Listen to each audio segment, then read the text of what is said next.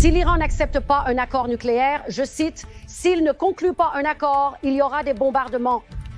Et ce sera un bombardement comme ils n'en ont jamais vu auparavant. »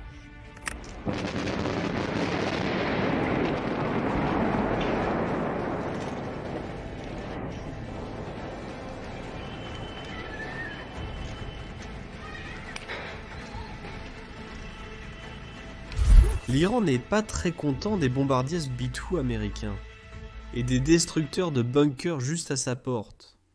Et c'est pourquoi l'Iran menace maintenant d'attaquer les bases des États-Unis et les soldats des États-Unis. Le Pentagone ne reste pas simplement inactif face à ces menaces. Il semble qu'un autre porte-avions fait son chemin du Pacifique vers le Moyen-Orient, et c'est l'United States Ship Carl Vinson. Les tensions sont extrêmement élevées au Moyen-Orient. Alors passons en revue ce qui s'est exactement passé ces 2 derniers jours, en commençant par les nouveaux commentaires de Trump. Le président Trump menace de bombarder l'Iran aujourd'hui après que le pays a rejeté son invitation à négocier directement sur le programme nucléaire iranien. Mais le président a ajouté qu'il était, je cite, « énervé contre l'un des dirigeants les plus puissants du monde ». Je préfère de loin que nous réglions cela avec l'Iran. Si nous échouons à résoudre cela, l'Iran subira de graves conséquences. Le président Trump a averti l'Iran des enjeux vendredi et a intensifié les menaces aujourd'hui, déclarant à National Broadcasting Company News que si l'Iran ne conclut pas un accord, il y aura des bombardements d'une ampleur jamais vue auparavant. La menace du président Trump intervient un jour après que l'Iran a rejeté des négociations directes avec les États-Unis et marque un ton de plus en plus agressif adopté par le président envers l'Iran au cours du dernier mois. Nous en sommes aux dernières étapes avec l'Iran. Ce sera un moment intéressant. Et nous verrons ce qui se passe. Mais nous en sommes au dernier moment. Nous en sommes au dernier moment. Nous ne pouvons pas leur laisser avoir une arme nucléaire. Je préférerais voir un accord de paix plutôt que l'autre. Mais l'autre résoudra le problème. Peut-être que l'Iran pourrait ignorer une rhétorique comme celle-ci si ce n'était que des mots seuls. Mais Trump a soutenu son avertissement par des actions. Si vous souhaitez rester informé des actualités géopolitiques, abonnez-vous en cliquant sur le bouton ci-dessous. Passons au sujet. Il y a une semaine, les États-Unis ont déplacé environ 30% de leur flotte de bombardiers B-2 vers la base de Diego Garcia dans l'océan Indien. Cette base est juste en dehors de la portée des missiles balistiques iraniens, mais elle est assez proche pour que les B-2 puissent décoller, détruire les bunkers iraniens, stocker des installations nucléaires et revenir en toute sécurité. Entre-temps, les États-Unis construisent de manière notable une armada de bombardiers B-2 et B-52 dans l'océan Indien à la base conjointe américano-britannique de Diego Garcia. Gardez à l'esprit que le bombardier B-2 a été essentiellement construit spécifiquement pour bombarder les installations nucléaires en Iran. Ils ont la capacité de lever ce qu'ils appellent un pénétrateur d'ordnance massif, la plus grande bombe de destruction de bunkers que possèdent les États-Unis. Selon Chuck Holton, analyste militaire de Christian Broadcasting Network News, les propos du président Trump sont inédits. La vraie question est, le président Trump a déclaré que si l'Iran ne vient pas à la table des négociations dans les 2 mois, il y aura des frappes militaires. Il l'a dit à plusieurs reprises, sans même tergiverser, qu'il y aura des frappes militaires sur l'Iran. C'est une première pour les États-Unis, ce qui rend l'événement assez historique. L'Iran a annoncé qu'ils attaqueraient la base si les États-Unis prenaient des mesures militaires contre l'Iran. Dimanche, le leader suprême de l'Iran a appelé à la destruction d'Israël. C'est un devoir religieux, moral et humain pour tout le monde de travailler à éliminer cette entité criminelle maléfique de la région. Maintenant, les dirigeants iraniens savent à quel point les bombardiers B-2 sont puissants. Vous voyez, il y a juste 6 mois, le 16 octobre 2024, 2 bombardiers furtifs B-2 ont décollé de la base aérienne de Whiteman dans le Missouri. Ils ont volé 15 heures d'affilée jusqu'au Yémen, ont frappé 5 cibles détruisant des dépôts d'armes souterrains similaires aux installations nucléaires iraniennes. Puis les 2 bombardiers ont fait demi-tour et ont volé encore 15 heures d'affilée jusqu'au Missouri. Ils ont fait tout cela tout en restant complètement indétectés par le radar ennemi. Cette mission était un message clair à l'Iran. Nos B-2 peuvent atteindre vos installations nucléaires quand nous le voulons. Trump a maintenant transféré 30% de nos bombardiers B-2 vers l'océan Indien.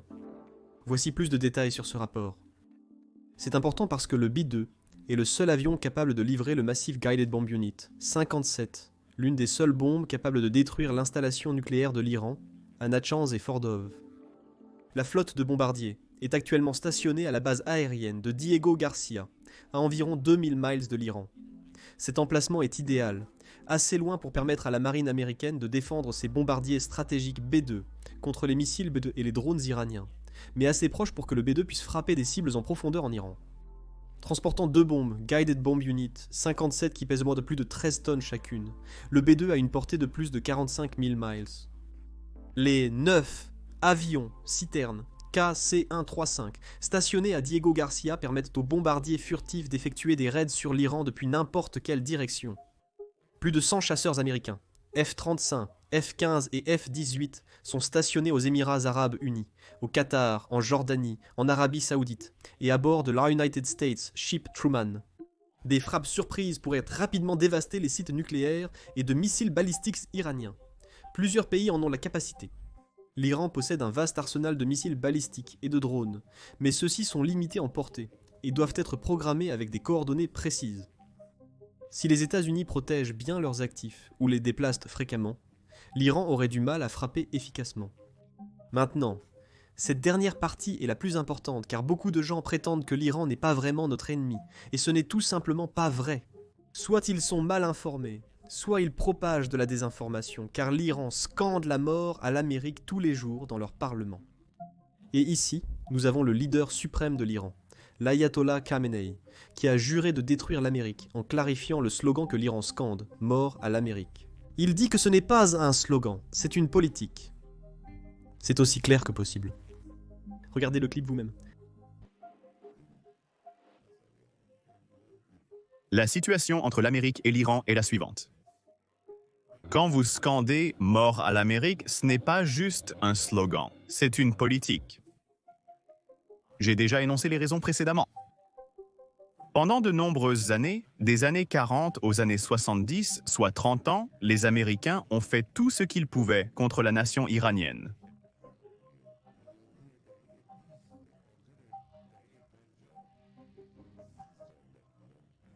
Ils ont frappé l'Iran de toutes les manières possibles, financièrement, économiquement, politiquement, scientifiquement et moralement. Si ce n'était pas pour le soutien de l'Amérique, si ce n'était pas pour le soutien des armes américaines, le régime sioniste corrompu et artificiel aurait été détruit dès la première semaine. Il se serait effondré. Garde par vous-même. Enfants illégitimes, mensongers. Les Américains sont derrière ça. Dans les pays occidentaux, en Angleterre, en France, en Italie et dans divers États des États-Unis, les gens sont descendus dans la rue en grand nombre, scandant des slogans contre Israël et, dans de nombreux cas, contre l'Amérique. Cela a entaché la réputation de l'Occident. Ils n'ont vraiment aucun remède à cela. Ils ne peuvent pas trouver d'excuse à cela. C'est pourquoi nous avons vu un idiot dire que l'Iran était derrière les manifestations en Angleterre. Le Basige de Londres est peut-être derrière cela. Ou peut-être le Basige de Paris.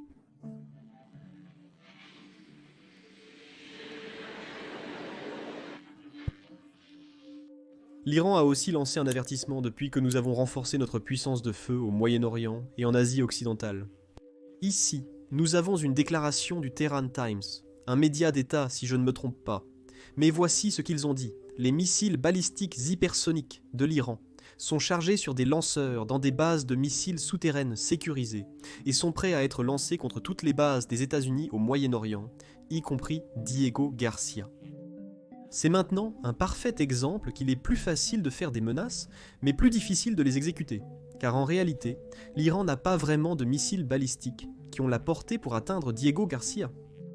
Comme vous pouvez le voir dans ce rapport ici. L'aérospatiale du corps des gardiens de la révolution islamique n'a aucun missile balistique capable d'atteindre Diego Garcia depuis l'Iran, qui est à environ 2000 miles, soit 3800 km. Leurs menaces de cibler la base aérienne et les bombardiers B-2 sont vides. Ils n'ont actuellement absolument aucune capacité de cibler l'île. Et c'est exactement la raison pour laquelle nous avons stationné la flotte B-2 sur cette île. Elle est à la porte de l'Iran, ce qui signifie qu'elle est hors de leur portée. Elle est hors de leur sphère d'influence ou de la portée de leurs missiles.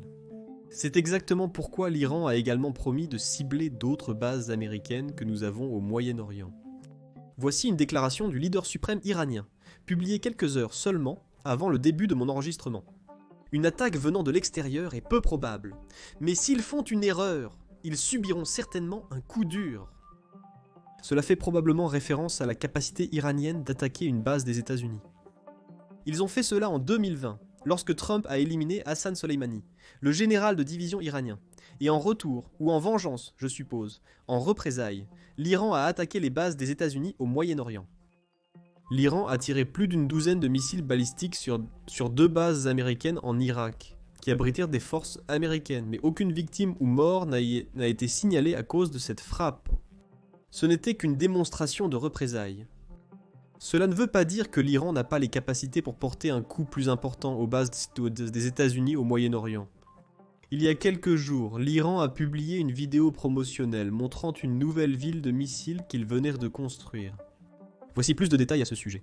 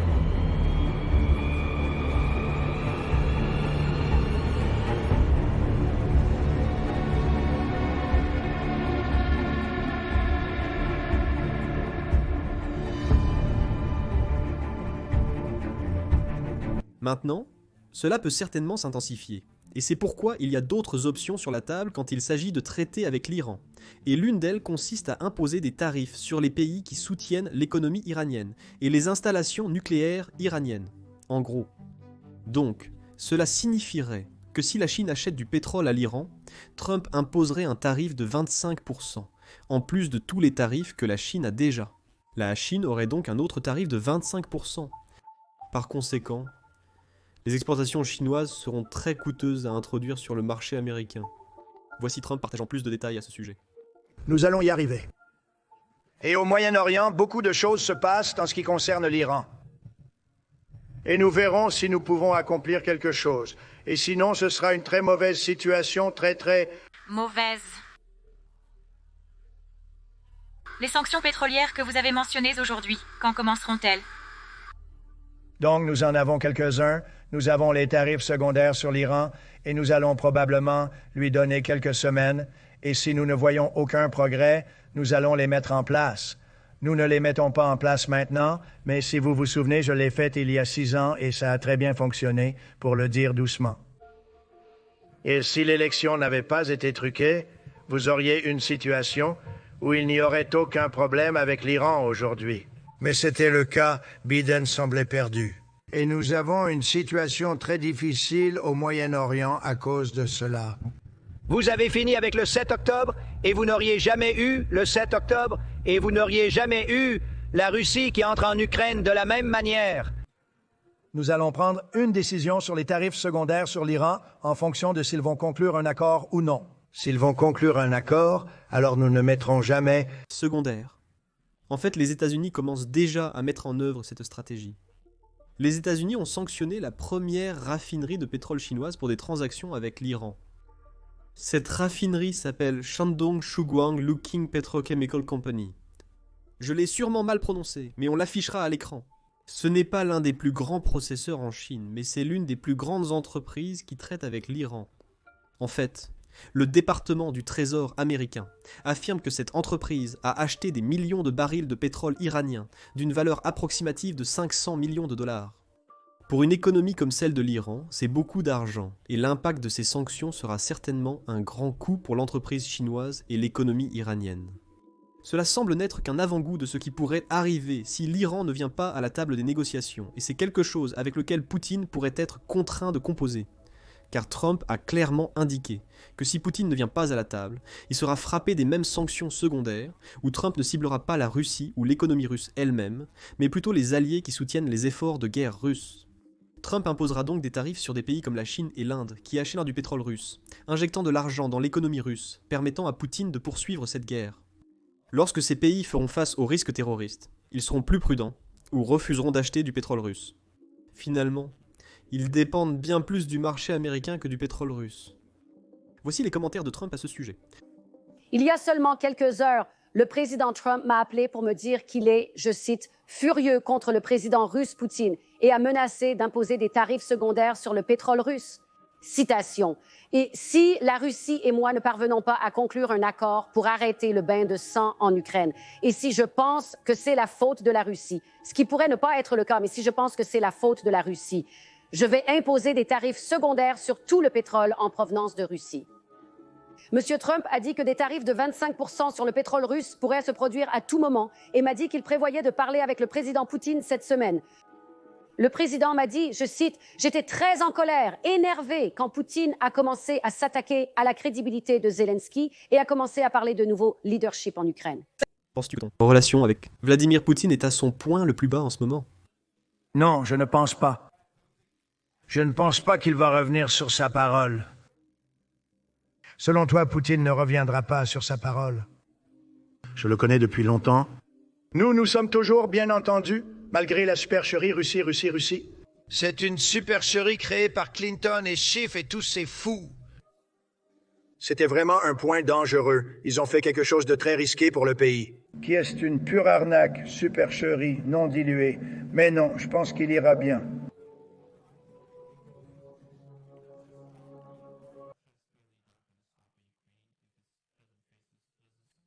Et récemment, je pense juste ces derniers jours, nous avons eu des annonces de la Pologne d'abord, où ils stationnent 11 000 soldats à la frontière avec la Biélorussie. Et la Lituanie prévoit simplement de miner toute la frontière qu'elle a avec la Biélorussie et la Russie. Juste des mesures défensives. Le Premier ministre polonais a suggéré que la Pologne devrait envisager une protection nucléaire, craignant que la dissuasion de l'OTAN s'affaiblisse sous la nouvelle administration américaine. Pensez-vous maintenant que les États-Unis se retirent un peu de l'OTAN? Le monde va devenir, nous aurons de plus en plus de pays qui se tournent vers la prolifération nucléaire. Eh bien, c'est un excellent point, là. C'est l'un des inconvénients ou des inconvénients potentiels d'un désengagement perçu des États-Unis. Si les nations ne sont pas confiantes que les États-Unis fourniront la dissuasion nucléaire dont nous parlons, il ne s'agit pas de troupes américaines sur le terrain qui pourraient dissuader la Russie. Si les nations regardent la Russie, elles voient la menace de la Russie. Elles voient que si l'Ukraine est autorisée à échouer, la Russie sera à leur porte dans les 2 ou 3 prochaines années. Alors ils vont bien sûr se soucier d'avoir une dissuasion nucléaire.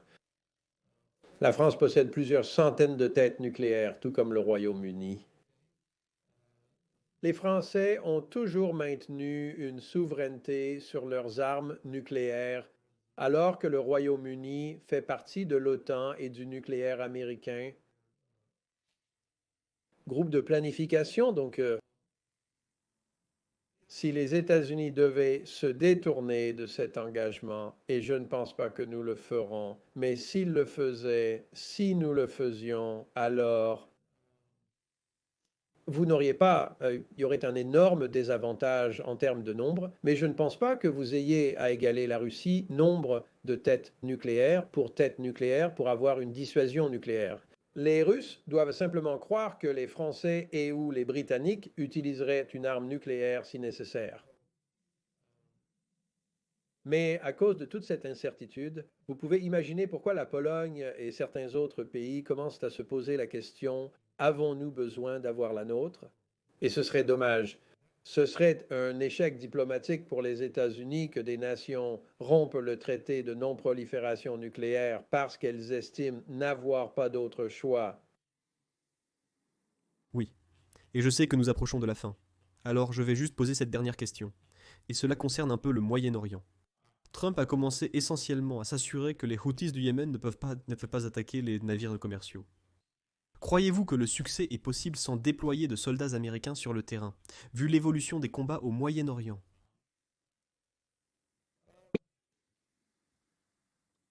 Je ne sais pas quels sont les plans du commandement central américain à développer, ni ne devrais-je savoir comment il prévoirait de le faire.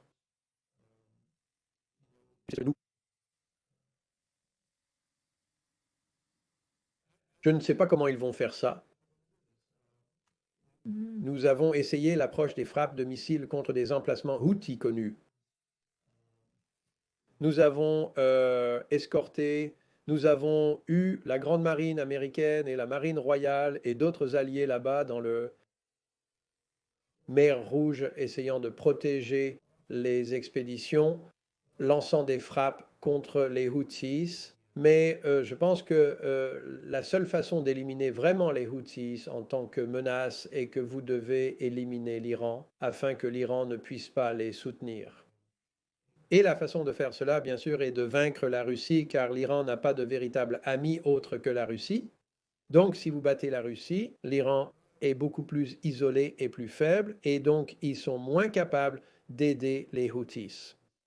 Je pense donc qu'une approche stratégique qui implique de vaincre d'abord la Russie est la façon de le faire. Vous savez, nous avons de nombreuses années d'expérience dans la lutte contre diverses organisations terroristes au Moyen-Orient et il est inacceptable de tuer pour s'en sortir. Vous pouvez en tuer beaucoup, mais cela ne résout pas nécessairement le problème.